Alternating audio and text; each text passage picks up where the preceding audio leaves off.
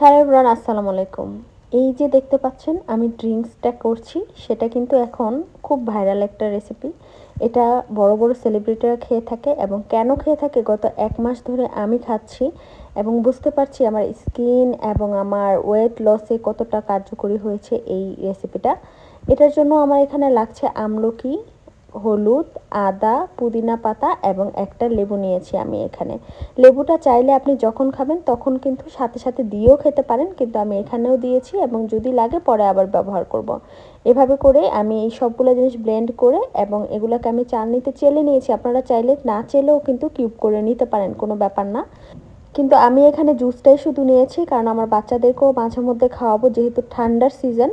আর এটা আমি খালি পেটে প্রতিদিন সকালে এখন খাচ্ছি এবং রাতেও মাঝে মধ্যে খাই। এটা যে কী পরিমাণ আমার ওয়েট লসে কার্যকরী হয়েছে, আমি আসলে 2 থেকে 3 কেজি ওয়েট লস করেছি।